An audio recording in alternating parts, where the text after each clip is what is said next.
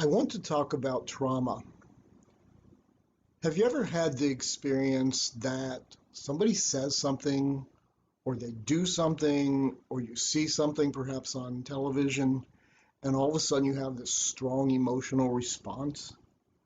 Maybe you feel it as a tightness in your chest, or a constriction in your throat, or your face gets flushed, and all of a sudden you feel like you want to run and hide, or maybe you want to fight.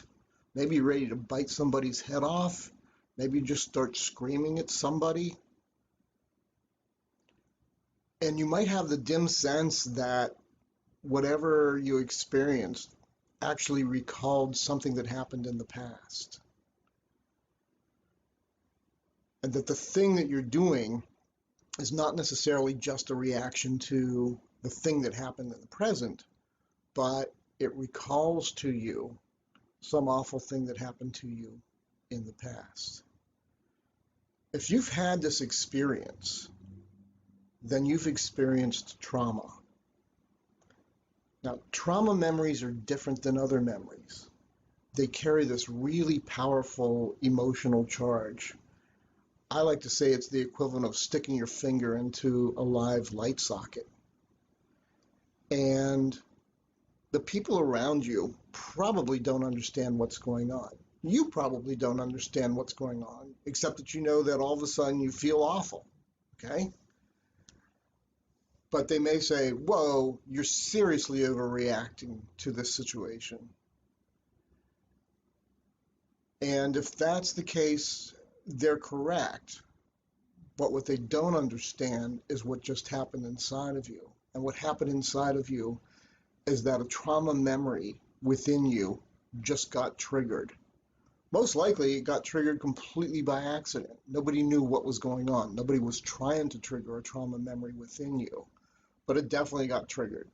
You'll know it by the way you feel. Most people don't understand trauma. I freely admit that I have not understood it for most of my own life, even though I have experienced trauma in my own life.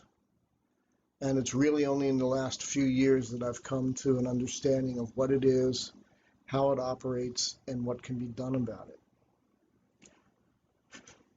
If you are a drug user, then the odds are pretty high that you are using whatever your drug is, alcohol, heroin, coke, or maybe it's a crazy behavior, gambling, porn, collecting stuff, whatever it is, as a way of trying to ameliorate this pain inside of you. And that's the important thing to understand. The people who have trauma have a chronic sense of having this pain inside of them, the sorrow, maybe it's fear, maybe they just experience it as a dark cloud that always follows them around and they can't shake no matter what. From the perspective of a drug user, drugs are not a problem. Drugs are the solution to the problem, and the problem that the drugs solve is why they always feel bad. Of course, once one gets involved in drug use, then that creates a whole cascade of additional problems, and the original trauma doesn't go away. You just get relief as long as you're high, and then you want to get the next high when it wears off. It's just the way it works. There's a wonderful list called the Adverse Childhood Experiences list. It consists of 10 questions, and the questions really relate to what are some of the things that happened to you before you were 18 years old. For example, were you neglected? Were you abused? Were you abused physically, verbally, sexually? Did you witness abuse? Did you see dad beat up your mom? That's traumatic. Did anyone in your family commit suicide, or were they mentally ill? Were your parents ever separated or divorced? That's traumatic. And did anyone in your household ever go to prison? Again, that's another form of separation.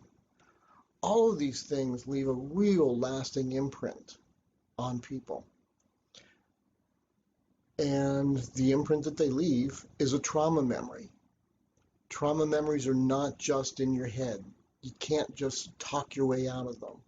They live within your body. And that's why when your trauma gets triggered, you have an emotional response that feels like it's taking place within your body. It's not just in your head, it's in your body. It's very likely that the people around you are clueless about what's going on with you.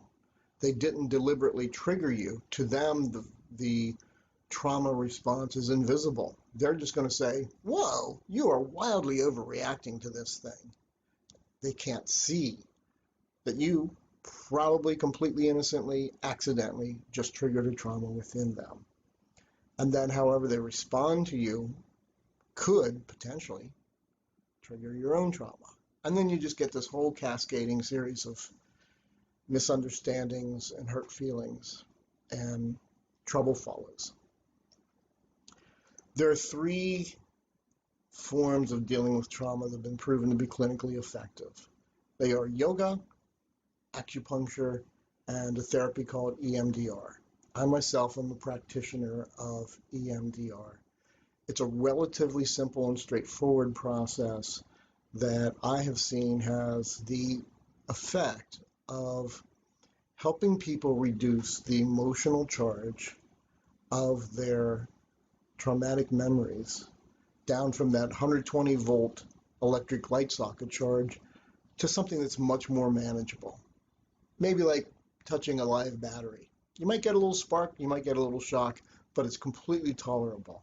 The traumatic memories don't go away, but they don't have the impact that they had before. And that's really the key to resolving trauma and getting to live the kind of life that you would really like to have.